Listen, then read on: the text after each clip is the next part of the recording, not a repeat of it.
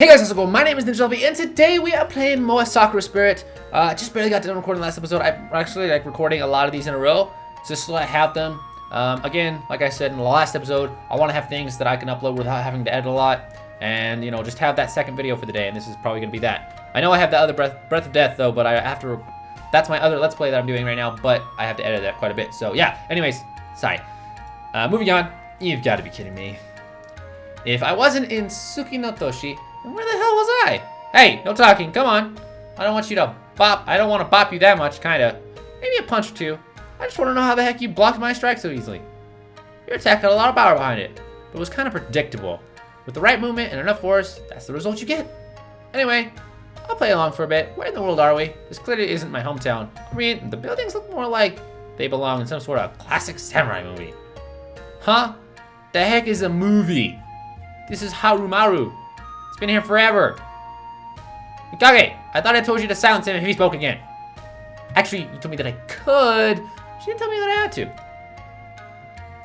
Must be tough being the subordinate of someone like that. Be quiet or I will silence you for good. This time, it didn't seem to be an idle threat. The girl had unsheathed her katana and was now resting the edge of the blade against my throat. I was already starting to regret having played a hero earlier.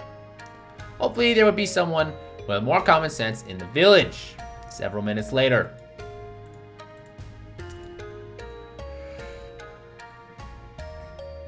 I soon found myself confined within a small room. The stern-looking tsundere of a girl glaring down at me, while the other girl, who was apparently called Narumi, seemed to have softened up a little. From what I had gathered during the conversations, they had called the village elder to help oversee my questioning. What purpose did these thefts have? Or are you just some pervert who gets off sniffing girls' undies? I had to castrate you. Ooh, don't do that. Ooh. I already told you, I was just in the wrong place at the wrong time. Not to mention anything worn by you would probably smell sour. Couldn't see too well from the cell where they'd put me, but I was almost certain I could hear Narumi laughing nearby. Suki no Dono, please come down. You have brought him in to learn the reason behind his presence in the forest, didn't you? That is correct, Elder-sama. I believe he was working together with the Fox Spirits to steal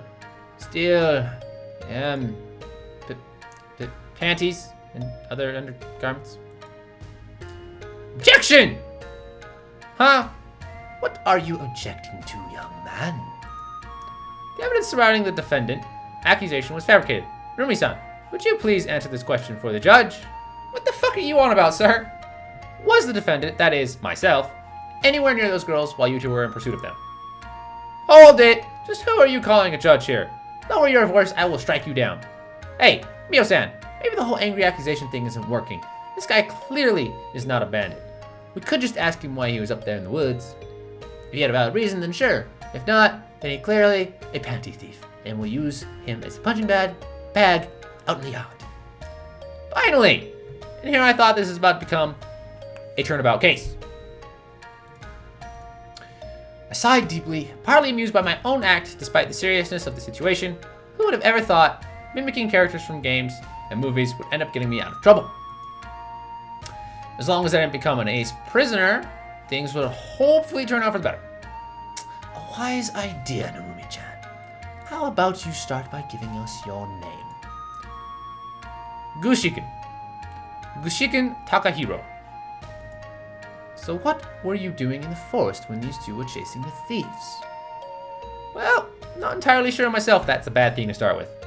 One moment I was praying at a shrine, hidden inside the forest. Next thing I knew, some little girl was talking to me. A girl?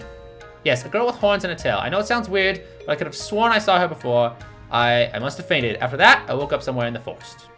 Suki no Dono, Narumi-chan, do you recall the stories behind the shrine near our village? Forgive me, Elder-sama. I do not recall. I know it's a place of high spiritual energy, a sacred place, but I can't remember the details. Sorry, grandfather. That shrine belongs to Tsuyuri, a powerful spirit that has been watching over our village for as long as anyone can remember.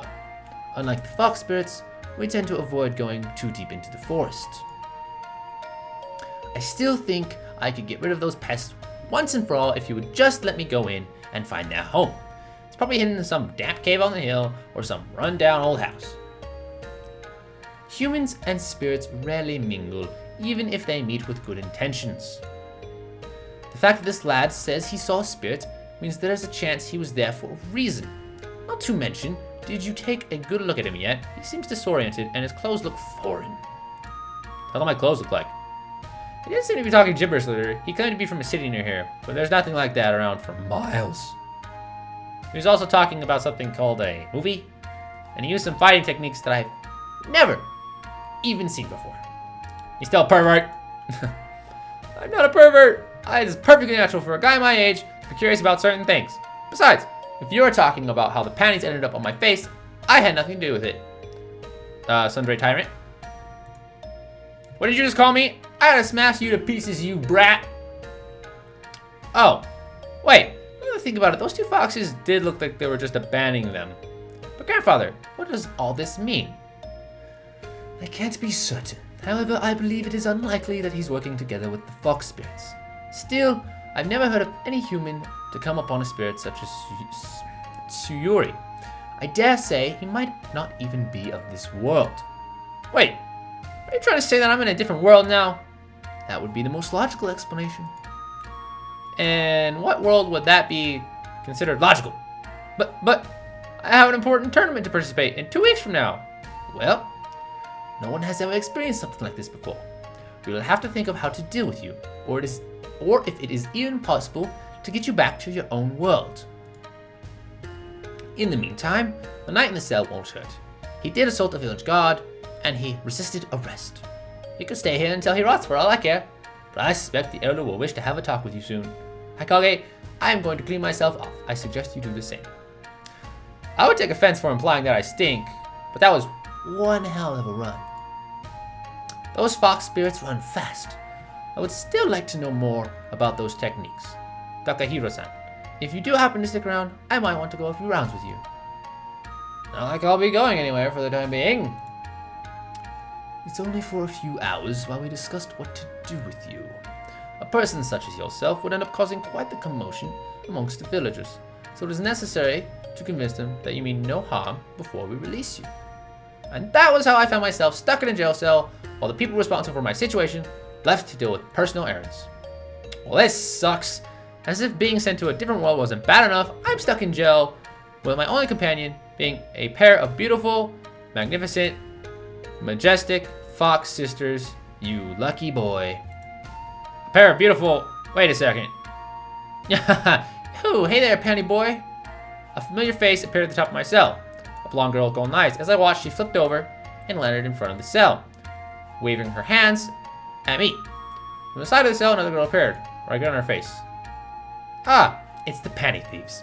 If you're here to reclaim your hostages, they already went back where they belong. Nope, we saw the guards go into the baths and swiped the maiden's silk again. Look! With that, she pulled out a pair of lacy silken underwear from her sleeve and stretched it out with her thumbs, showing off her panty prize to me.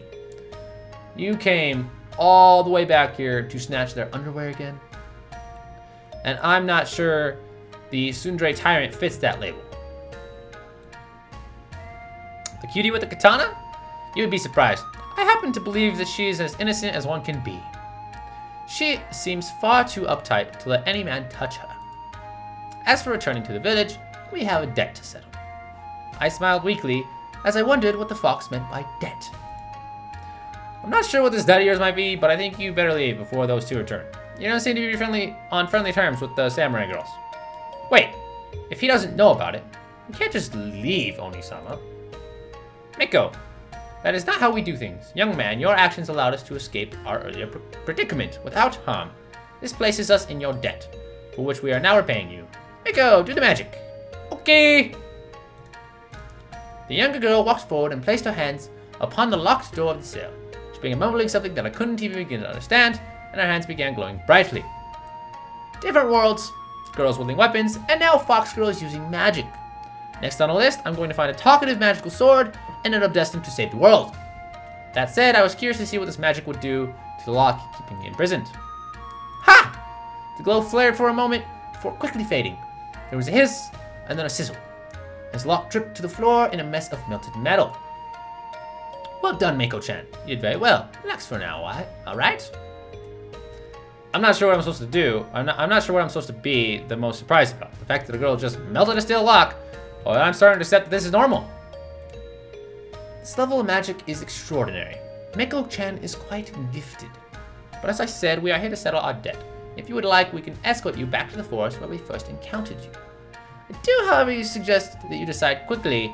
The guards do not bathe for long. I should know I have observed them for a while. Okay, we're gonna save in slot 1. I've been quick saving, but yeah, I'm gonna save in slot 1 because I have a feeling I'm gonna have to actually make a choice. I might not, but I might. Oh, nope, I don't get to make a choice. Sometimes you're gonna make choices in visual novels, sometimes you don't. Well, I don't plan on sticking around, so I'll gladly accompany the two of you out of here. Maybe I'll find my way back home. Either way, Peeping Tammy. Oh man. Makiko. Or Machiko. Sakura no Machiko. Not Tammy. Takahiro. But I suggest that we keep the introductions for later. Very well then, Taka-kun. Follow! As I was stepping out of the cell, the sound of a familiar voice boomed in the distance. Thieves! Crafty, foxy, kleptomaniacs, I'll skin you alive! I think that's our cue to get out of here. And with that, the three of us darted out of the prison. And that's pretty much what happened. According to the village elder, there's supposed to be a shrine somewhere in the forest. It must be the same one I visited before I got caught up in this mess. So I'm actually going to leave this episode here yet again. Hope you guys are enjoying the series. If you are, be sure to like that and let me comment on the shot. Share those events, and I will see you guys next time. I have to check. I might have those cute glasses, but I might have never equipped them. So we'll see about that. Gold suit. Okay, we'll buy that. I don't have enough gold. We're not buying shit. How much was that? 60,000. Eric, bro. Cool. Fabulous. Okay, now that we've done that, I'm gonna save.